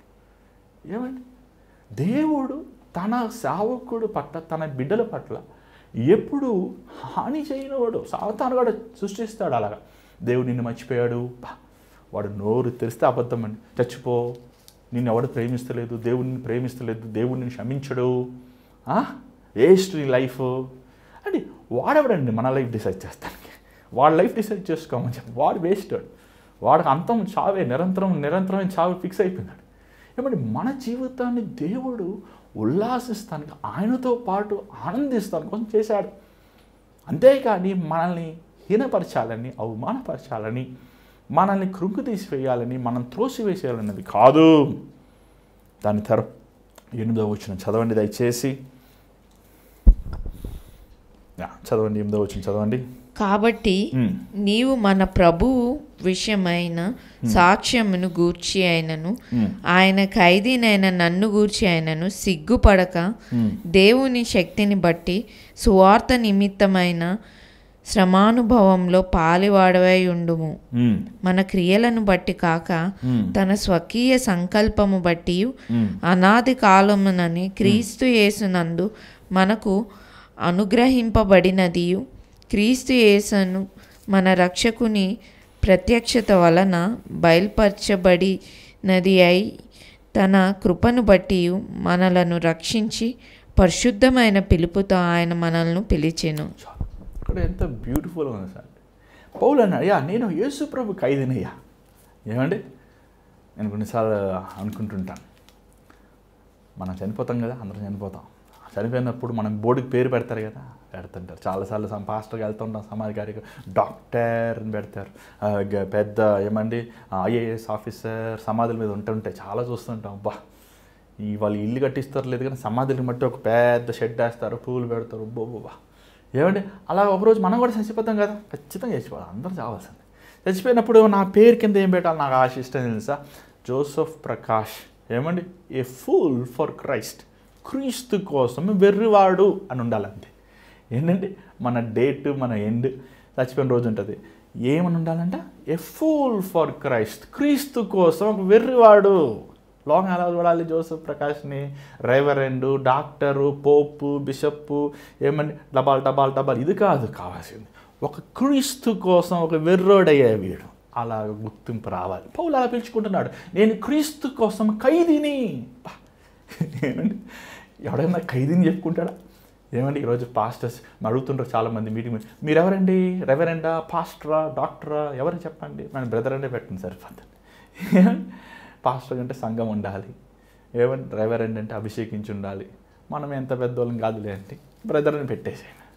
అంతేనండి, అదే ఎక్కువ అనుకుంటాను నేను. ఏమండి కానీ పౌలు గారు మీరెవరండి? నేను క్రీస్తు కోసం ఖైదీని పౌల్ అని రాసి, పాస్టర్ పౌలు గారు ఏం పాస్టర్ లేదు ఏం లేదు, పౌల్ అని రాసి కింద బ్రాకెట్లో క్రీస్తు కోసం ఖైదీని రాసుకునేవాడు మీటింగ్ హ్యాండ్బిల్ ఆయన. ఎంత గొప్పవాడండి, ఎంత గొప్పవాడు అసలు. ఈరోజు ఒక ఖైదీ ఏం చేస్తాడు చెప్పండి? కానీ ఏం చేయాలో కుదరదు, తను అంకితమైపోయాడు. ఆ చెరలో ఉన్నావా, ఆ జైలు అధిపతి ఏం చెప్తారో అది చెయ్యాలంతే. తినరా అంటే తినాలి, కూర్చోరంటే కూర్చోవాలి, పడుకోవాలంటే పడుకోవాలి, నిలబడరాని నిలబడాలి. అట్లాగే నేను ఏం చెప్తా చేస్తా, నిలబడతా, కూర్చోని వాక్యం చెప్పాలంటే వాక్యం చెప్తా, నడవరా అంటే నడుస్తా, ఆలోచించారంటే ఆలోచిస్తాను. నువ్వు ఏం చెప్తా చేస్తాం ప్రభా, there is no my choice. అసలు ఎంత తాను పౌలు తిమోతికి దేవునికి సమర్పించుకున్నాడు. తిమోతితో అదే అన్నాడు పౌలు, తిమోతి నేను ఎలా ఉన్నాను చూడు, క్రీస్తు ఖైదీలు, కష్టాలు, బాధలు, అవమానం, నువ్వు కూడా రా. ఏమంటే ఈరోజు ఇలాంటి వాక్యాలు నాకేనా ఈ వాక్యంలో చెప్తలేదు విశ్వాసాలకి, రండి యేసుప్రభు నమ్ముకుంటే మీకు ఆనందము, యేసుప్రభు నమ్ముకుంటే మీ అన్ని అభివృద్ధి, మీకు యేసుప్రభు కృప, యేసుప్రభు కనికరం. ఏమండి ఆయన కృప చెప్తున్నాడు, ఆయన కనికరం చెప్తున్నాడు. కానీ నువ్వు చెప్పే కనికరానికి ఆయన చెప్పే కృపకి, నువ్వు చెప్పే కృపకి వ్యత్యాసం లేదు ఉందే. కృప అంటే పాపము చేయకుండా నీకు శక్తినిస్తాం. కృప అంటే మరలా విడిచిపెట్టిన వాటిని చూడకుండా, అంతేగాని నువ్వు చేయబోయే పాపాలన్నింటికి లైసెన్స్ కాదు. నేను ఇష్టం వచ్చినట్టు బోధించద్దండి. ప్రేమైన దేవుని బిడ్డలారా, ఎంతోమంది సేవకులు చాలా తప్పుగా మాట్లాడుతున్నారు కృప గురించి. Grace means not to do indulgence sin. మరలా పాపం చేయకుండా క్రీస్తు కోసం పవిత్రంగా ఉండటం కోసం పిలిచాడు. అది కూడా చెప్పాడు. ఆయన చెప్తున్నాడు, ఈ భూమి పునాది వేయకముందే ఆయన కృప ద్వారంగా, ఆయన కనికరం ద్వారంగా, ఆయన సంకల్పం ద్వారంగా మనల్ని దేవుడు కోరుకున్నాడు. దేనికోసం? పరిశుద్ధంగా బ్రతుకుతానికి. ఇంగ్లీష్ బైబిల్లో చాలా బాగుంది, ఏ హోలీ లైఫ్. పరిశుద్ధంగా బ్రతుకుతానికి దేవుడు తన కృపను, తన కనికరం ఇచ్చాడండి. ఎవరి దగ్గర ఉన్నాయి కృపకని? యేసులో ఉన్నాయి. యేసు రక్త ద్వారంగా, ఆయన యాగము ద్వారంగా, ఆయన విమోచన ద్వారంగా మనం రక్షించబడ్డాము. మరలా విడిచిపెట్టిన వాటిని చేసుకుంటూ మరలా పాత జీవితం బ్రతుకుతూ, ఏమండి ఒక బెల్లం దగ్గర ఏగొస్తుంది, అలాగా నీ హృదయంలో పాపం ఉంటే భయం వస్తుంది. ఎప్పుడైతే ఆ ఫలము తిన్నారో ఏమన్నాడు? అంతవరకు ఆదామవ్వ దేవా అని పరిగెట్టిన వారు ఆ ఫలం తిన్న రోజు ఏం చేశారు తెలుసా? దాక్కున్నారు. వాళ్ళు ఎవడు చెప్పాడు దాక్కోమన్నారు? భయం ఎందుకు వచ్చింది వారికి? ఎందుకంటే వారు తప్పు పాపం చేశారు కాబట్టి. ఈరోజు మనం అర్థం చేసుకోవాలి, దేవుడు మనల్ని పిలిచింది పరిశుద్ధమైన జీవితం కోసం, పవిత్రమైన జీవితం బ్రతకాలి. ఎంత సంపాదించుకున్నావు, ఎంత చదువుకున్నావు, ఎన్ని సంఘాలు కట్టావు, ఎంత గొప్ప పేరు సంపాదించున్నావు కాదు, కానీ క్రీస్తు దృష్టిలో, క్రీస్తు మార్గంలో నువ్వు నడిచావా? క్రీస్తు దృష్టిలో నువ్వు పరిశుద్ధంగా బ్రతికావా? అది చాలా ముఖ్యమండి. ఈరోజు వాక్యం సారం మర్చిపోతారు. ఈ వాక్యం సారము ప్రేమల, అగాపే ప్రేమలో నుంచి వస్తున్న పరిశుద్ధత, అగాపే ప్రేమలో నుంచి వచ్చిన యథార్థమైన దేవుని యందు విశ్వాసమైన మార్గంలో మనం నడవాలి. దయచేసి బైబిల్ బోధన చీప్ చేయొద్దండి. ఎంత చీప్ చేయాలంత చీప్ చేసేస్తున్నారు. నీ ఇల్లుల కోసం, నీ కార్ల కోసం, నీ ఉద్యోగాల కోసం బైబిల్ని ఎడిట్ చేయొద్దండి. ఎవడైనను నన్ను వెంబడించుకోని అలా తన్ను తాను ఉపేక్షించుకొని, hate yourself, deny yourself. అసలు నువ్వే లేవు, నేను లేనయ్యా, ద్వేషించుకొని సిలువెత్తుకొని అనుదినం వెంబడించుకున్నాడు. ఆఫ్కోర్స్ యేసుని వెంబడిస్తాం, it's not an easy job. అందుకే యేసు ప్రభువే అన్నాడు అన్నమాట, ఇది ఇరుకైన మార్గము. ఏంటి ఇరుకైన మార్గం? పరలోకానికి వెళ్తానికి. యేసయ్య నడిచిన మార్గం ఇరుకైన మార్గం, కొందరే ప్రవేశిస్తారు. ఈరోజు ఎంత క్రైస్తత్వం, ఎంత నవ్వులు పాలు చేయాలో, ఎంత ఎగతాళి చేయాలో, తాగుతారు, సిగరెట్లు కాలుస్తారు, సినిమాలు చూస్తారు, ఏమంటే పరాయి వాళ్ళతో గొడవలు పెట్టుకుంటారు, కేకలు వేస్తారు, చెడు కార్యాల్లో పాలు పొందుతారు. మళ్ళీ క్రైస్తవులు అంటారు. ఏంటయ్యా అసలు క్రైస్తవుడా లేకపోతే సాతాను? వాను పేరు చెప్పుకోవద్దు. క్రైస్తవు జేమ్స్ అంటారు, పీటర్ అంటారు. మనం న్యూస్ చూస్తుంటే జేమ్స్ దొంగతనం చేస్తే పట్టుకున్నాడు. ఏంటయ్యా అసలు? స్టెఫెన్ బైక్ దొంగతున్నప్పుడు పట్టుకున్నాడు. స్టెఫెన్ బైక్ దొంగతనం చేస్తాడు. ఏంటయ్యా? ఎంత భయంకరంగా అయిపోయిందని ఈరోజు. ఇక్కడ చూడండి, ముందుకు వెళ్దాం. 10వ వచనం చదవండి దయచేసి. చదవండి 10వ వచనం చదవండి, త్వరగా చదువుదాం. మన క్రియలను బట్టి కాక తన స్వకీయ సంకల్పం బట్టి అనాది కాలంనని క్రీస్తు యేసునందు మనకు అనుగ్రహింపబడినది, క్రీస్తు యేసును మన రక్షకుని ప్రత్యక్షత వలన బయలుపరచబడినది నైనా తన కృప బట్టి మనలను రక్షించి పరిశుద్ధమైన పిలుపుతో ఆయన మనల్ని పిలిచెను. ఆ క్రీస్తు యేసు మరణమును నిరర్ధకము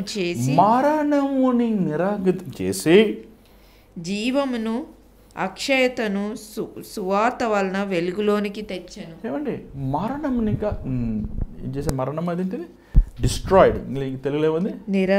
నిరాహతము. క్షమించండి, నిరాహతము. ఇప్పటికి తమిళ్ మాట్లాడుతున్నాను, తెలుగు మాట్లాడుతున్నాను, ఇంగ్లీష్ మాట్లాడుతున్నాను, మళ్ళీ హైదరాబాద్ వచ్చాక హిందీ మాట్లాడుతున్నాను, మరలా ఎన్నిట్లో మళ్ళీ ఉన్న లాంగ్వేజ్లు కాక మళ్ళీ ఇదొక తెలుగు, మళ్ళీ ఎన్ని సో మైండ్ వెంటనే మారాలి కదా, కొంచెం టైం పడుతుంది. నేను నేర్చేసుకుంటాను, కంగారు పడద్దు. ఇంగ్లీష్ వేలు పెట్టుకొని మీకు తెలుగులో వాక్యం చెప్తున్నాను. ఇంతవరకు చెప్తానంటే ఎక్కువ అనుకుంటాను నేను, ఎందుకంటే నేను ఒక పక్క తమిళ్లోని, పక్క తమిళ్లోని. కానీ దేవుడు ఇంతవరకు కృప చూపిస్తున్నాడు. దేవుడు మరణముని నాశనం చేశాడు, నాశనం చేసి పడేశాడు. మరణం అసలు మరణము లేకుండా చేశాడు. అదే ఏమంటే మన రెస్ట్ ఇన్ పీస్ అంటాడు, ఆర్ఐపి అంటుంటారు కదా చాలామంది, RIP, rest in peace. There is no rest in peace. ఏమని రాయాలి తెలుసు? దాని బదులు CAD అని పెట్టాలి. అంటే క్రైస్ట్ అబాలిష్ డెత్. మరణము, ఓ మరణమా నీ ముళ్ళెకాడ, ఓ మరణమా నీ విజయం. మరణం ఈజ్ నాట్ ఏమంటే చీకటిది భయంకరమైనది కాదు, కానీ ఈ మరణం ఈజ్ అ ప్రమోషన్. ఏమంటే నేను ఇప్పటికీ సిద్ధంగా ఉంటాను, ఎప్పటికీ సిద్ధంగా ఉంటాను. దేవుడికి పిలవాలే కానీ రెడీగా, ఇప్పుడే వెంటనే వెళ్ళిపోతాం రెడీగా. మీరు రెడీగా ఉన్నారా? చెప్పండి, రెడీగా ఉన్నారా మీరు? లేదండి ఇప్పుడు ఇల్లు కట్టుకున్నానండి, ఇప్పుడు లేదా. దేవుడు ఏమంటే ఆయన రాజ్యం, మరణం నాశనం చేసేసారు.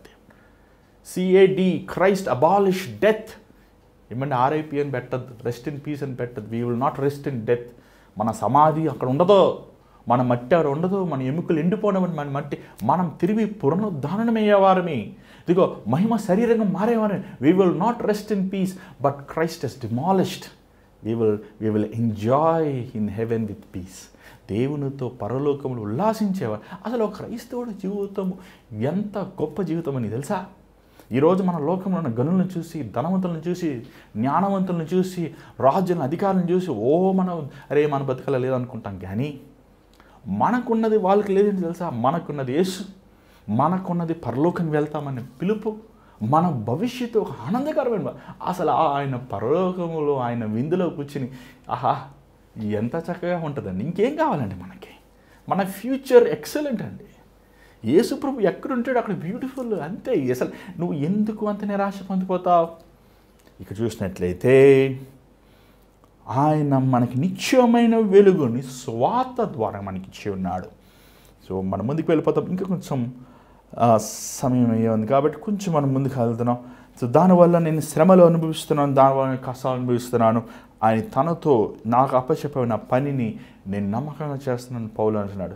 దయచేసి 13 చదువుతాం. దయచేసి 13 చదవండి. 13 వచ్చిన చదవండి. క్రీస్తు యేసునందుంచవలసిన విశ్వాసము ప్రేమలు కలిగిన వాడవై నీవు నా వలన వినిన హితవాక్య ప్రమాణమును గైకొనుము. ఎందుకు ఈ మాట అంటున్నాడంటే ఎఫెసీ సంఘం 4:14 మనం చూడగలుగుతున్నాం. వారు అబద్ధ బోధకులు. ఏమంటే పాపం ఆ తిమోతి అసలుకే పిరుకోడు, ఆయన్ని భయపెట్టేశాడు పాపం. ఇలా కాదయ్యా, నువ్వు చెప్పేది కరెక్ట్ కాదయ్యా, పౌలు మాకు అలా చెప్పేళ్ళయ్యా, మాకు అలా తెలుసులయ్యా, నువ్వు ఆడవే చెప్తా, నువ్వు బచ్చాగాడు వెళ్ళయ్యా. ఆయన్ని పట్టుకొని ఒక దుమ్ము దులిపేశారు. ఏమంటే కానీ పౌలు అంటున్నాడు, అయ్యా ఇది హితబోధన, దిస్ ఇస్ రైట్ డాక్ట్రైన్. ఏంటి రైట్ డాక్ట్రైన్?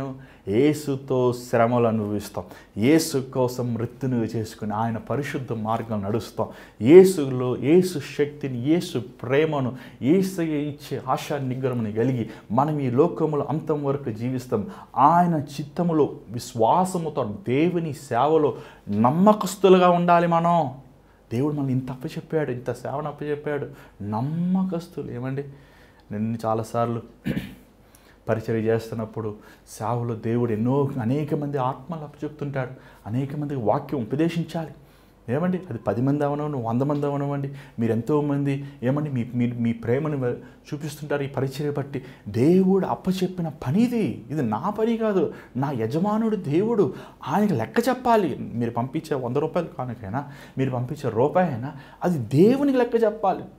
ఏమండి, నేను గవర్నమెంట్ వాళ్ళకి చెప్తాను చాలా ఈజీ, మీకు తెలుసా? తెలియదేమో, తెలుసుకోండి, అసలు టగటగటగా అయిపోద్ది ఒకళ్ళే. కానీ దేవుడు లెక్క చెప్పాలంటే చాలా కష్టం, ఎందుకంటే దేవుడికి అన్నీ తెలుసు. ఆయన ఇచ్చే సమస్తాన్ని దేవుడు లెక్క చెప్పాలి. కుటుంబమైనా, బిడ్డలైనా, సమయమైనా, ఆరోగ్యమైన, ధనమైనా మనము దేవునికి లెక్క చెప్పేవైనా నమ్మకమైన వరకు ఉండాలయ్యా. ఈ బోధ విన్నాక, ఈత బోధ విన్నాక నువ్వు విశ్వాసముతో, ప్రేమతో యేసుని వెంబడించాలి. యేసు కోసం మన నమ్మకస్తులుగా ఉండాలి. చూడండి, ఆ 14 వచనం ఏమంటున్నాడు చూడండి, అదే అంటున్నాడు చూడండి. 14 వచనం కూడా చదవండి ఒకసారి. నీకు అప్పగింపబడిన మంచి పదార్థంను మనలో నివసించు పరిశుద్ధాత్మ వలన కాపాడుము. చూసారు, పరిశుద్ధాత్మ లేకుండా ఒక వ్యక్తి దేవుని చిత్తం చేయలేడండి. సర్వసత్యములు నడిపించేవాడు ఆయన, సర్వాధికారములు నడిపించేవాడు. చూడండి, దేవుడు మనకి ఏమంటే good deposit that is interested. చూడండి, మనం కీర్తనలు 15 కీర్తనలు 15:4 వచ్చిన ఒకసారి చదవండి. కీర్తనలు 15:4 ఒకసారి చదవండి ఒకసారి. మీరు కూడా చూడండి, ముగించుకుందాం. కీర్తనలు 15:4.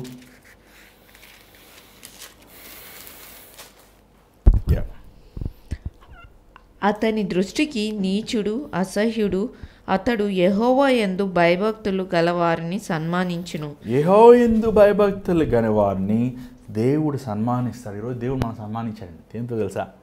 బంగారం. ఎప్పుడు కొంతమంది డబ్బులు మీద, బంగారాల మీద, ఇల్లు వాక్యాల మీద ఉంటుంది. అదే అనుకుంటారు ఆశీర్వాదాలు. పిచ్చోళ్ళు, రోడ్లో ఉన్న దొంగలు, మోసగాళ్ళు, దుర్మార్గులు కూడా ఉంటాయి. అయ్యి కాదు, దేవుడు నీకు నాకేం చేసి ఇచ్చాడు? సన్మానిస్తాడు. మనకి పరిశుద్ధ ఆత్మనిచ్చాడు, విలువైన బహుమానం. తన్ను తానే ఇచ్చుకున్నాడు మనకి ప్రభువుని, తన ఆత్మనిచ్చాడు. అసలు ఒట్టివారమని మనమని ఎందుకు పనికిరాని మనల్ని నమ్మి మనకి సహాయం చేస్తాం కోసం, మనల్ని బలపరుస్తాం కోసం తన ఆత్మనిచ్చాడండి. యేసుప్రభు ఏమో నేను వెళ్తాం మంచిదయ్యా, నేను వెళ్ళాక ఏమంటే ఆదరణకర్త మీకు వస్తాడు, ఆదరించేవాడు మనకి ఇచ్చాడు. ఆయన బలపరిచే దేవుడు మనతో ఉన్నాడు. మనలో ఉన్నవాడు లోకంలో ఉన్నవాడు కంటే గొప్పవాడు పరిశుద్ధాత్మ దేవుడిని. ఎందుకంటే మనం దేవుడిని గణపరుస్తున్నాం కాబట్టి దేవుడు తన ఆత్మను మనలో కుమరించాడు. సో మనకి ఎంత ఇవ్వబడింది, దేవుడు ఎంత ఇస్తున్నాడు, ఎంత తన వరములు ఇస్తున్నాడు, ఎంత తలాంతులు ఇస్తున్నాడు, ఎన్ని కృపను మనకి ఇస్తున్నాడు. ఇవన్నీ మనం ప్రభువు కోసం యథార్థంగా జీవించాలి. దేవుడిచ్చిన పరిశుద్ధాత్మని క్యాష్ చేసుకోకూడదు. దేవుడిచ్చిన పరిశుద్ధాత్మని వరాన్ని మనము గారడి సీమ వలె దాన్ని మనము సొంత లాభం కోసం వాడకూడదు. దేవుడిచ్చిన వరాల్ని, దేవుడిచ్చిన స్థలాంతుల్ని, దేవుడిచ్చిన బహుమానాల్ని, తన ఆత్మను. బిలాం చూడండి, ఎంత మంచి అభిషేకం దేవుడు ఇచ్చాడు. అసలు యేసుప్రభు పుడతారని అప్పుడే చెప్పేశాడు. ఎంత గ్రేట్, అసలు మామూలు వ్యక్తి. తన యూదుడు కాదు, అన్యుడు, మోయాబీడు, శపించబడినవాడు. మోయాబీడు అయినప్పటికీ యేసుప్రభు గురించి ప్రవచించేంత గొప్ప ప్రవక్త. అసలు పాత నిబంధనలు అంత ప్రవక్త ఇవ్వలేడు. కానీ డబ్బు కోసం ఆశపడి, డబ్బు కోసం కక్కుతుపడి దేవుని నమ్మేశాడు భ్రష్టుడు. కాబట్టి దేవుడు మనకిచ్చిన అభిషేకం, దేవుడు మనకిచ్చిన రక్షణ, దేవుడు మనకిచ్చిన ప్రేమను, దేవుడు మనకిచ్చిన శక్తిని, దేవుడు మనకిచ్చిన కృపను మనం ఆయన కోసం జీవించి ఆయనకు మరలా మనము తిరిగి లెక్క చెప్పాల్సి వచ్చింది. దేవుడు నువ్వు ఇచ్చిన వరం, నాకు ఇచ్చిన వరాలు, నువ్వు నాకు ఇచ్చిన బహుమానాలు, నువ్వు నాకు ఇచ్చిన సమయం సమస్తం ఇదిగోనైనా నేను ఇలా 5 తలాంతులు 10 తలాంతులు అలాగా నీ రాజ్యం నిమిత్తం ఇది వాడాను ప్రభువా, ఇన్ని ఆత్మలు నీ కోసం సంపాదించాను నాయన, ఇదిగో నాయన నిన్ను ఇంతగా గణపరిచానయ్యా. ఆయన ముందు మన లెక్క చెప్పినప్పుడు ఆయన అంటాడు, బలా నమ్మకమైన మంచి దాసుడా. ప్రేమైన దేవుని బిడ్డలారా, ఈరోజు మీ జీవితాన్ని దేవునికి ఇవ్వండి, మీ బ్రతుకులు దేవునికి సమర్పించండి. దయచేస్తాలో జరిగి ప్రార్థిద్దాం. పరిశుద్ధమైన తండ్రి దయగల ప్రభా, మరొకసారి నీ పాసనల కోసం మీకు పిరికి ఆత్మని ఇవ్వలేదు కానీ ధైర్యమైన ఆత్మనిచ్చాను. అవునయ్యా, నీ పరిశుద్ధాత్ముడు ధైర్యమైన ఆత్మ. ఆయన మా పిరికితనమును తొలగించేవాడు, మా నిరాశలు మమ్మల్ని బలపరిచేవాడు, కృంగిపోయిన సమయంలో మమ్మల్ని ఆదుకునేవాడు, ప్రేమ కలిగినవాడు, సర్వాధికారం సర్వశక్తి కలిగినప్పటికీ ఆయన ప్రేమ కలిగినవాడు. నీ ఆత్మను మాకు ఇచ్చేవావయ్యా, ప్రేమిస్తానికి, ఇతరులను క్షమిస్తానికి, ఆశా నిగ్రహం అనే శక్తిని ఇచ్చిన ప్రభా. ఈ లోకంలో మేము జీవించినప్పుడు నీకోసం యథార్థులుగా, నీకోసం పరిశుద్ధులుగా, నీకోసం పవిత్రులుగా మేము జీవిస్తానికి సహాయం చేయి. ఎలాగ తిమోతినైనా పౌలునైనా తిమోతిని బలపరుస్తూ నాతో పాటు నువ్వు శ్రమలో పాలు పొందు, మనం క్రీస్తు మనల్ని అప్పచెప్పిన పనిని మనం ముగిద్దామా అని తన తోటి చేతపానేవాడుగా తన ప్రియమైన కుమారుడు వల్ల ప్రేమించి నడిపిస్తున్నాడు. మేము కూడా నాయన మా తోడున్న మేము మాత్రం కాక మా తోడున్న ప్రతి ఒక్కరిని నీ మార్గములో, నీ స్వచ్ఛమైన మార్గములో, నీ పవిత్రమైన మార్గములో, పరిశుద్ధమైన జీవితంలో కలిగి మేము నడుస్తానికి కృప చూపించాయా. నీ చేతి మీద మళ్ళీ కలుసుకుంటే సహాయం చేయమని యేసు నామములో నడుచున్నాం తండ్రి, ఆమేన్. మరి ఈరోజు దేవుడు మీతో మాట్లాడుతూ మాకు తెలియపరచండి. మీకోసం మేము ప్రార్థన చేస్తాం, సిద్ధంగా ఉన్నాం. మీ ప్రార్థన అవసరాలు మాకు పంపించండి, వాట్సాప్ చేయండి, వాయిస్ మెయిల్ పంపించండి, లేదా కాల్ చేయండి. మరి ఈ భారమైన పరీక్షల్లో మీరు కూడా పాలు పొందండి. దేవుడిని ప్రేరేపిస్తే మీ కుప్పలు ఇప్పి మరి గూగుల్ పే, ఫోన్పే ద్వారా పంపించండి. దేవుని చిత్తం మీద రేపు కలుసుకుందాం. అంతా God bless you. Take care.